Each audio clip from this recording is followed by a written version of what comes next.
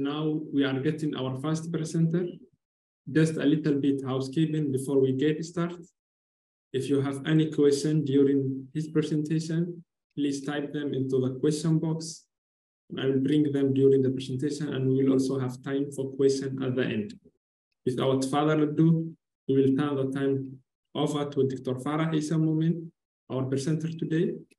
Dr. Farah Isse graduated veterinary medicine from Jimma University, Ethiopia, 2016, and joined Farah University, Somalia as an assistant lecturer. In November 2019, Farah concluded his master's degree in vaccine production and quality control from the University of Ibadan, Nigeria. He was elected as a chairman of the Woodland Livestock Professional Association in July 2020. He pursued a second master's degree in infection and immunity at the University of Liverpool, which he completed in December 2022. He is currently enrolled at the Institution of Infection, Veterinary and Ecological Science at the University of Liverpool as a PhD student, and is a graduate fellow at the International Livestock Research Institute. His research focuses on zoonosis and infectious disease management and prevention in pastoral settings. Dr. Farah, you are welcome. The floor is yours. Thank you very much, Dr. Amir, and thank you very much for inviting me. First of all, I would like to say hi to ministries, WHO and FAO country representatives, abroad university management and rector representatives from Liverpool. Also, we have Siobhan Moore here, and all other researchers and participants. Thank you very much for coming here to participate in this opening session and this first presentation. I will be mainly talking. I am Farah Isse. Dr. Amir already introduced me. Thank you very much for that kind introduction. I am a PhD student at the University of Liverpool. I am also a research fellow at International Livestock Research Institute. So I'm based here in Addis Ababa, Ethiopia. My presentation will mainly, actually, this is, first of all, before I go to my presentation, all previous speakers talked about the importance of One Health, particularly for Somalia. And really this shows the importance that both the government and international partners and UN agencies, they are giving to this One Health initiatives in Somalia. You can see the participation, ministries are participating, country representatives are participating. This is really encouraging. So my presentation will mainly focus on zoonosis prioritization for Somalia, which was recently done. Okay, Dr. Amir is just requesting me to record. Give me 1 second. I will start recording. Okay, yeah, it's recording. So my presentation will be focusing on zoonosis prioritization workshop. That was actually a first step, an initial step of like tackling Somalia's zoonotic diseases.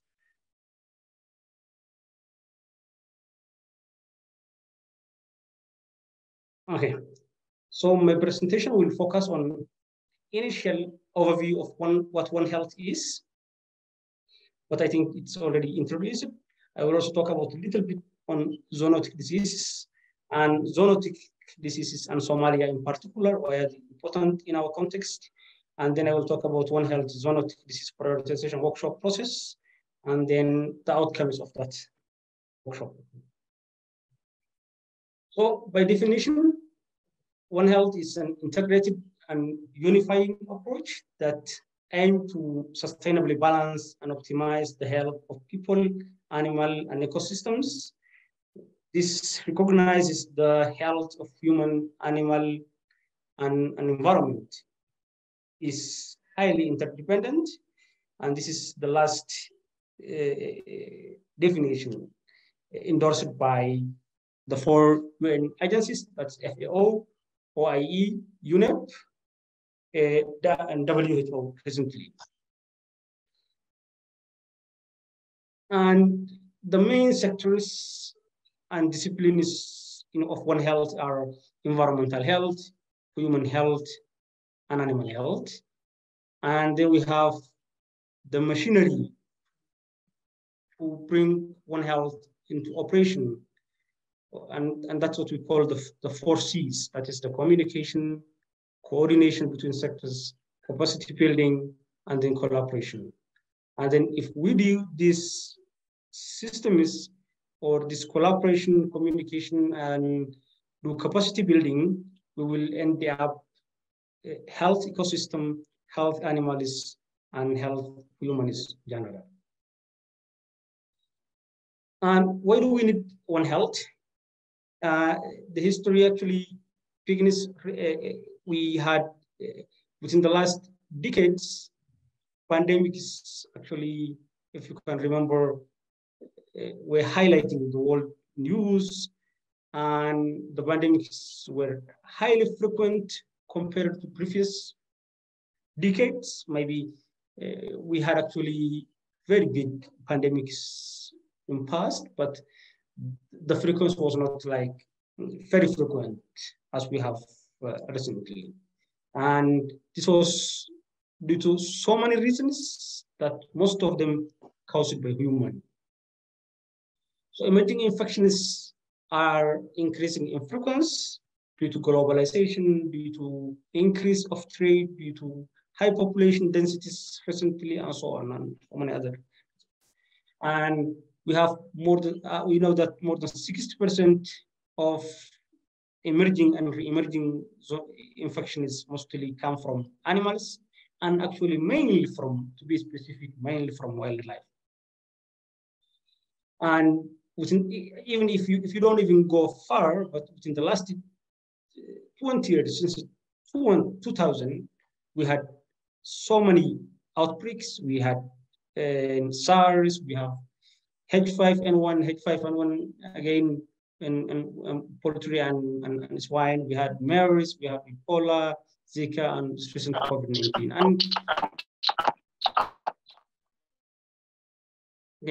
And if you see this pathogens, we're actually originating from animals. All of them were originating from animals, so that you can understand the importance of animals and wildlife and the environment when we are talking about prevention of the upcoming future pandemics. So in One Health, we are not talking about zoonosis. We will be talking about an AMR caused by zoonotic pathogens. We'll be talking about zoonosis. We're talking about food security. But for the purpose of this discussion, we are zooming to zoonosis. And zoonosis are, as the WHO defined, diseases or infections that is naturally transmissible from pet animals to humans. And they are two main, they are either directly transmitted from animals like rabies and salmonella, or they can be infectious diseases of human caused by pathogen with non-human origin. And they can be like rabies infections that we can easily directly can be transmitted from animals like brucellosis and rabies and so on, or they can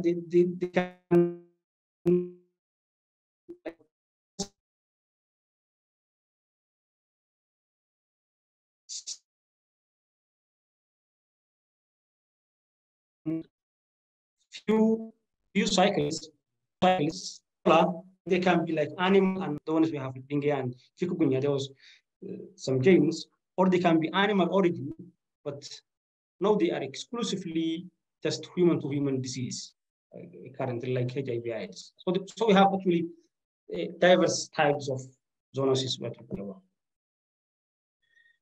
So why Somalia is very important in this regard.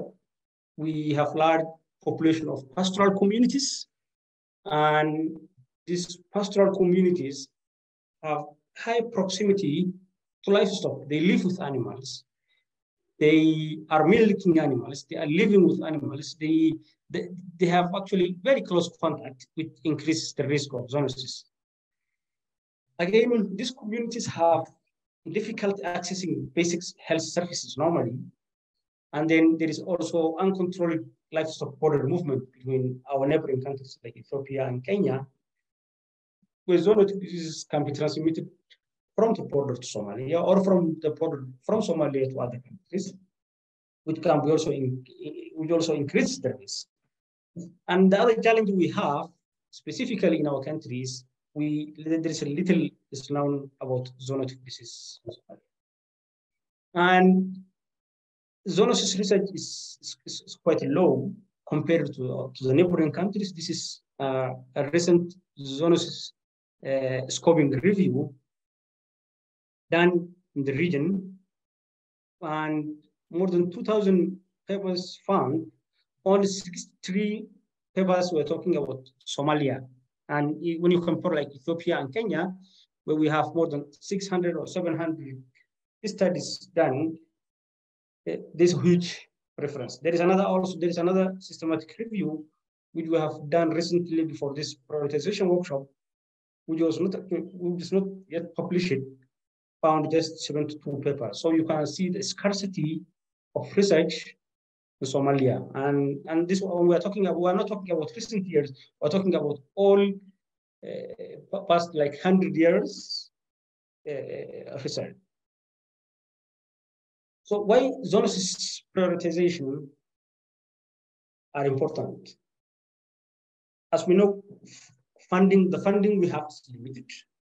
We have so many zoonotic diseases, we can't tackle all of them. And even except zoonosis, we have other health issues than zoonosis. So the funding is very limited. The workforce we have is very limited at national level or even regional level. So support is prioritization. So the prioritization supports the creation of strengthening, working together, or the multi-sectorial coordination between the sectors. We are talking about human health, animal health, and environmental health sectors. Surveillance will be easy when we have prioritized zoonotic diseases, few number. Again, laboratories we have can't tackle all diseases, but when we have priority zoonosis, we can focus, diagnose, and study more these diseases. This again, prioritization will inform assessments, planning efforts, and our next strategic plans. And again, another very important issue is when we have prioritized zoonosis, this will attract further funding from the development sector or donors, let us say, or even from the government itself. And we have clearly have that evidence in our neighboring countries. When they have prioritized their zoonotic diseases, like Kenya and Ethiopia, those prioritized diseases got further funding of studies and diagnosis, and so on. So, what is One Health Zoonotic Prioritization Workshop specifically? It's just prioritizing health risks from zoonosis, but specifically designed for zoonotic diseases. And we were using a tool developed by CDC. And this prioritization activity had two major objectives.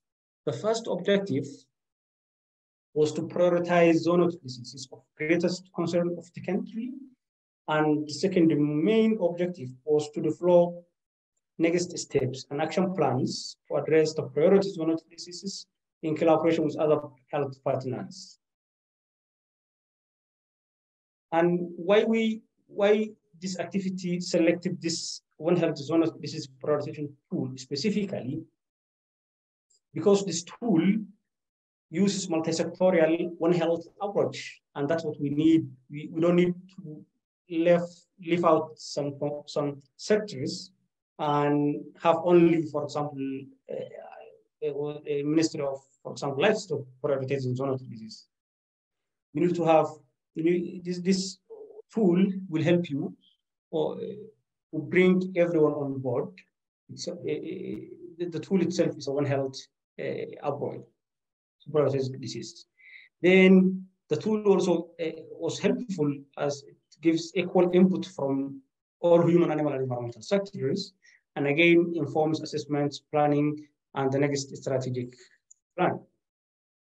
So this seems the general overview, the general process that this One Health prioritization follows.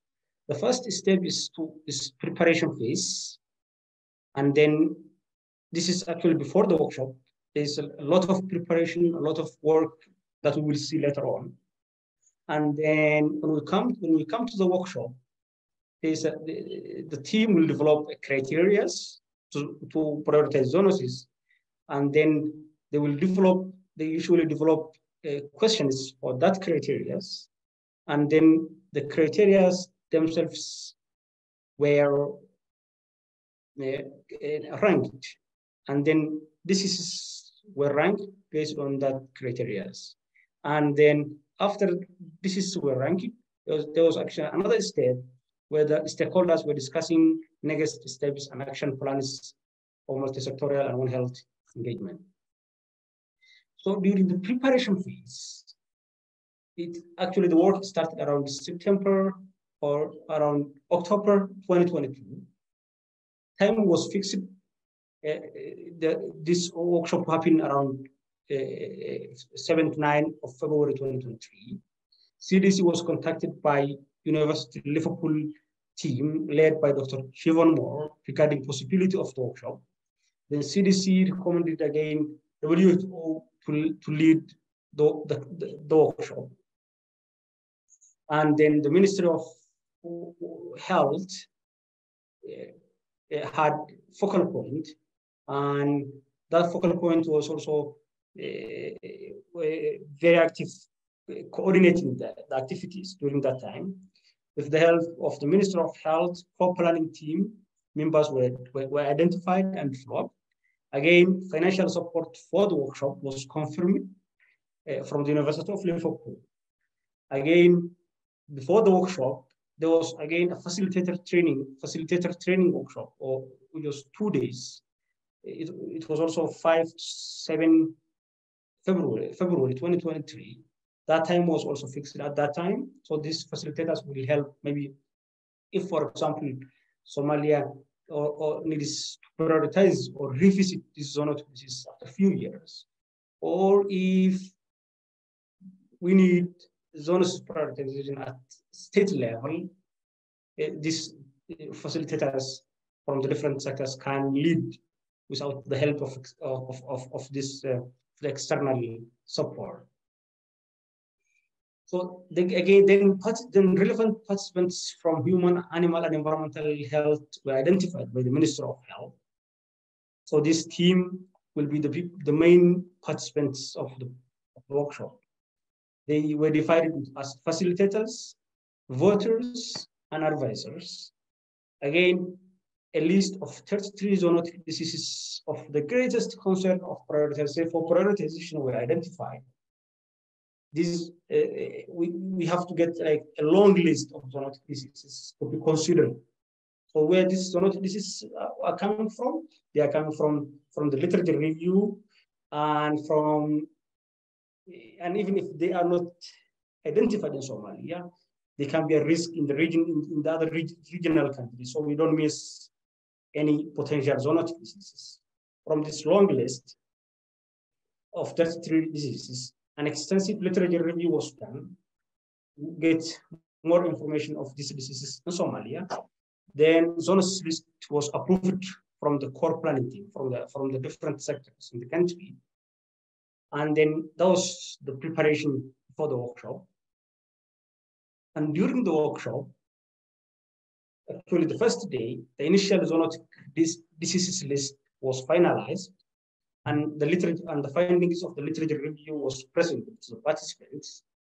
And then the participants started developing criteria to prioritize zoonotic diseases. And these were the 5 criteria developed at that time. One was socioeconomic impact of that disease, burden of the disease in human in Somalia, availability of intervention in Somalia, or feasibility of that intervention. Again, environmental aspect of the disease, and then the burden of the disease in animals. with the 5 criteria were used to prioritize 2 diseases. So then the next step was 5 categorical questions were developed for the 5 criteria. And then voting members of the participants ranked the criteria, and then some voting members ranked the zoonoses based on the above criteria. And the outcome list of the prioritized zoonotic diseases. These were the top 7 prioritized zoonoses: Rift Valley fever, MERS, anthrax, trypanosomiasis, brucellosis, zoonotic enteric parasites, and avian influenza. And the outcomes in general were a list of priority zoonotic diseases of greatest concern, which was agreed by all stakeholders. That was one major outcome from this workshop. The second workshop was recommendations for the next steps and action plans for multi-sectorial One Health engagement to address the prioritized zoonoses, which were written and then will be published soon by the Ministry of Health. A report highlighting the outcomes of the workshop to help advocate for the One Health priorities, which the ministry is currently revising and will be sharing with the public very soon. So these were the main outcomes from this workshop, and that was the process of prioritizing zoonotic disease in the country. I made it actually very short, let me say 16 or 17 minutes, as I know like it is iftar time after 20 minutes. So maybe if we have questions, we can entertain for a few minutes. And thank you very much again for having me. Thank you. Thank you, Dr. Farah, for a nice presentation and for enlightening the processing of those prioritized zoonotic diseases. We will go ahead and take some time for question now. Just a reminder, please be sure that to raise your hand and ask your question. Please raise your hand if you have question, then we will ask you to unmute yourself and ask your question. I would like to give the floor to Siobhan Moore. Siobhan Moore is she's based at Ilri, Ethiopia, and she's from University of Liverpool. She was with us during this One Health Zones prioritization workshop. If you have any comments to add, you're welcome. Well, thank you, Farah. I think I was more hoping to hear a reaction by local researchers and academics in Somalia. I saw in the chat box someone had mentioned some other diseases there, and I didn't quite understand the context. So, Mukhtar Ali, perhaps you would like to unmute and tell us why you dropped the names of those 5 diseases into the chat box. Was that in reference to another prioritization exercise or? Hello. Yes, Everyone. go ahead. I have been working in Somalia for 5 years in infectious disease, one of the largest hospitals in Somalia, in Dikfar Hospital. Everyone knows, I think, isn't it? I have been seeing a lot of patients for leishmania, which is one of the lethal diseases, also difficult for treating. So I took it. Also, I have been seeing for elephantiasis, which is making the patient for horrible effects like amputation, also social anxiety or social isolation. So it makes us more horrible or more concern for that diseases. So I would like to share with you for elimination of that diseases, so it can reduce one of the acidities of that, one of the prevalence of that diseases, because it doesn't curable, doesn't have a treatment. The only thing it has is a management plan. Thanks for all.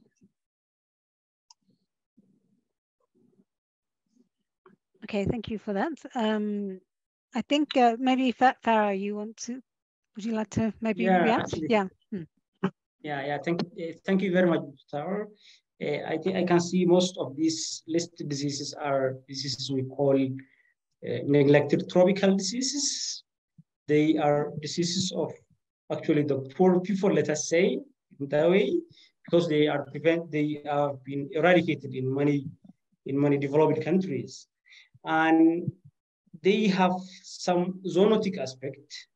For example, when you take leishmaniasis, trypanosomiasis, and so on, they have like different species under them, and they have some zoonotic pathogens, zoonotic aspect, and let me say, zoonotic pathogens and non-zoonotic pathogens. So we don't know actually in Somalia which pathogens or which are they the zoonotic ones, or are they not the zoonotic ones? So they are areas that we need further collaboration from the different sectors. The academia, we have like Aurora University and other universities, and the government and other development partners to work together to do more research on these diseases and come up with management strategies that are specific to our context.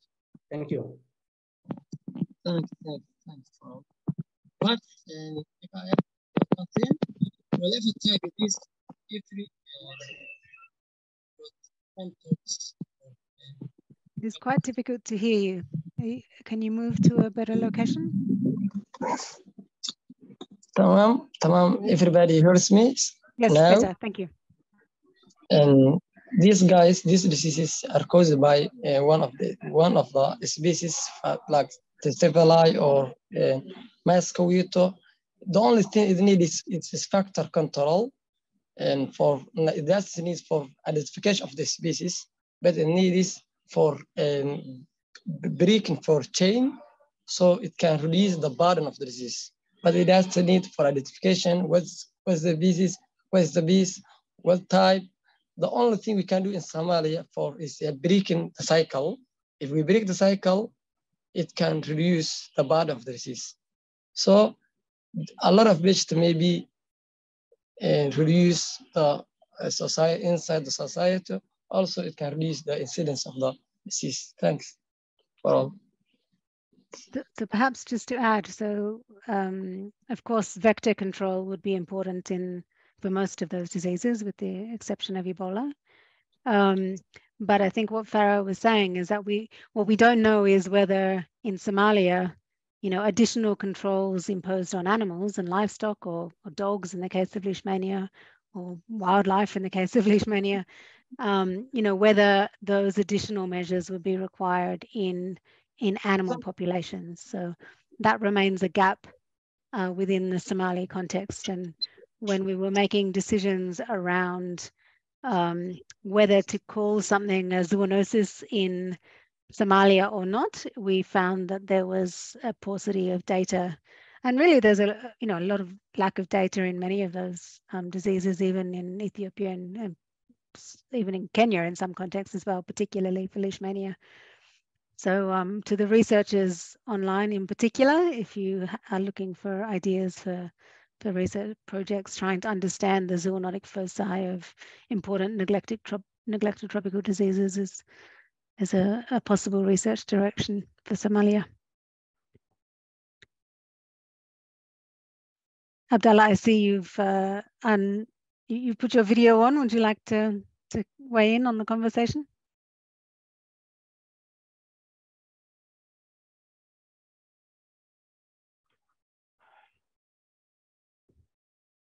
I don't think he can hear you. Anyone else? Would anyone else like to contribute?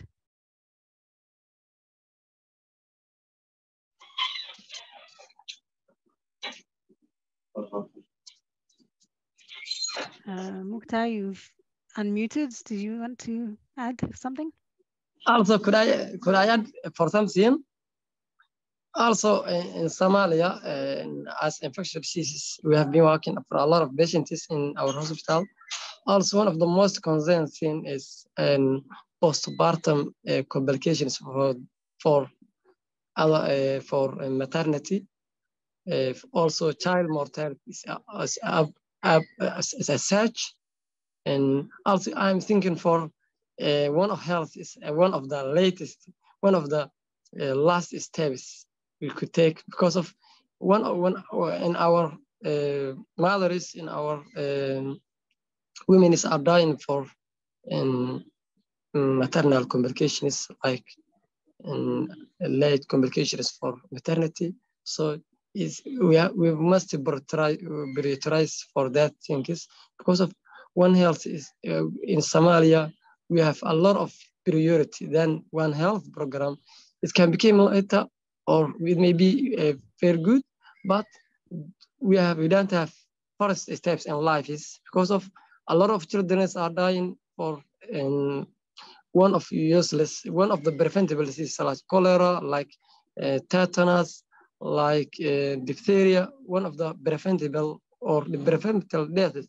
So it may become WHO prioritize that things, like in villages or war zone areas. It can become more important for them for these things. Also, I am doctor of infectious disease specialist, but I'm thinking for that things, because that thing is emergency deaths, because it doesn't have progression. It is emergency death for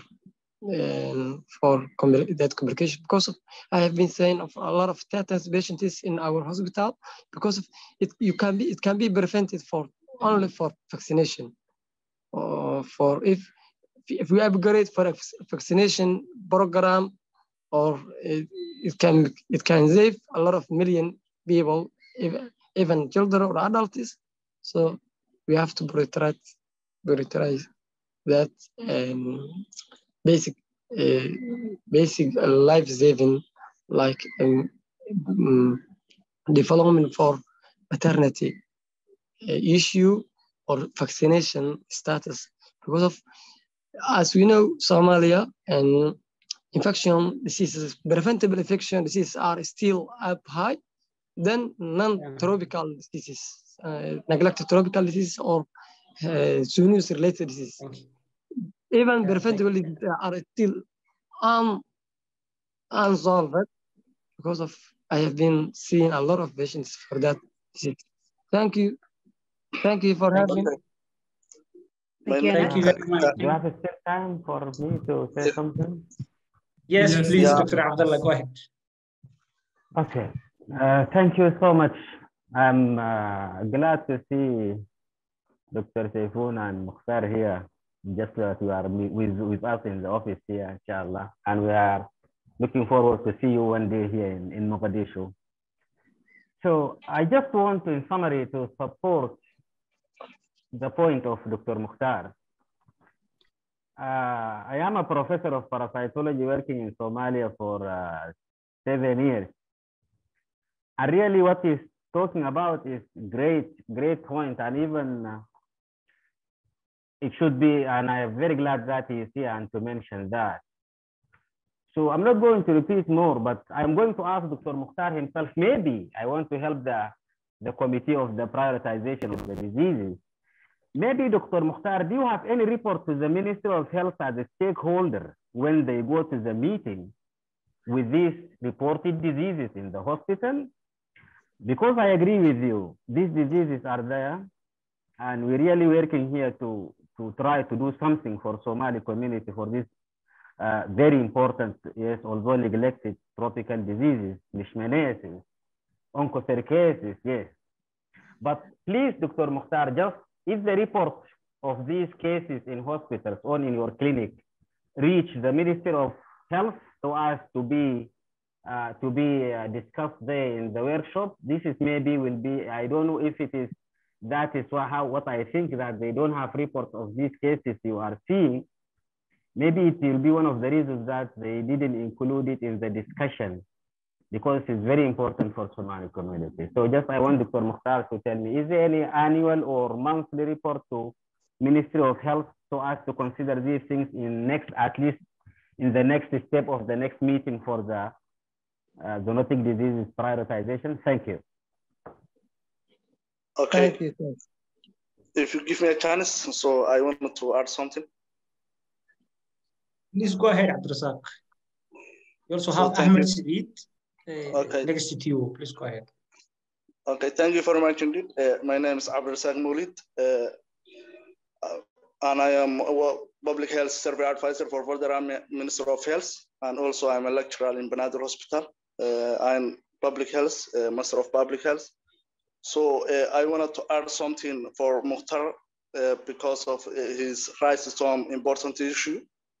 So as public health survey advisor, while I am on that, related on that one, so Mukhtar, so it's better if you have some report on that cases that you were talking about.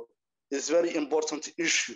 So we can discuss more and we can raise it. So after we come in meeting, so we will have some and we will raise some reports after we discuss on that one. So the only thing that I want to request from you is to prepare the report and to have some information related to that one, and just try to record or to document all that cases that you get from that.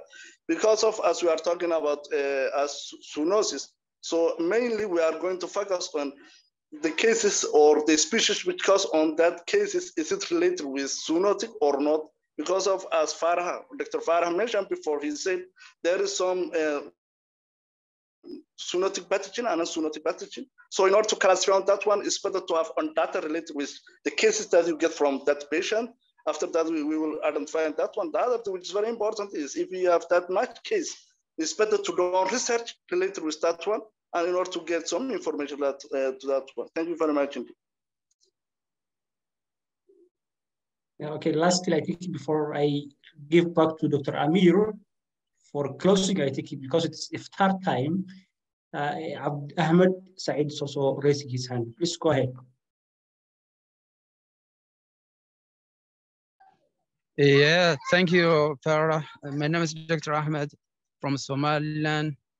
Actually, I can say this is a crucial milestone that we can use to, tackle and prevent zoonotic diseases in Somalia.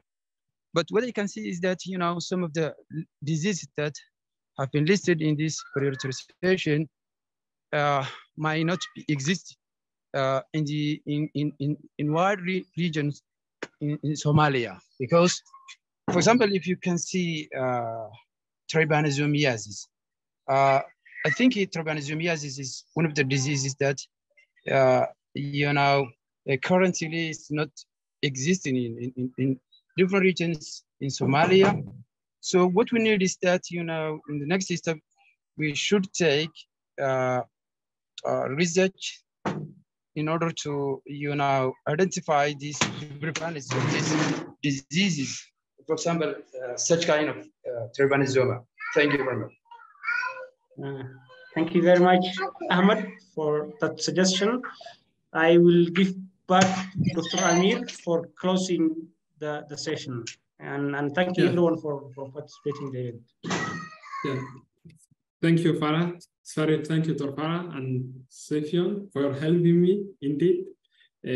Before closing, I just want to enlighten that our next webinar will be next Wednesday, 19th April, and we will have Prof. Dr. Jocelyn and also Dr. Mariana, and they will discuss about social and economic and environmental drivers of zoonotic disease. Thank you everyone again. We appreciate Thank you, for being here, and see you our next webinar.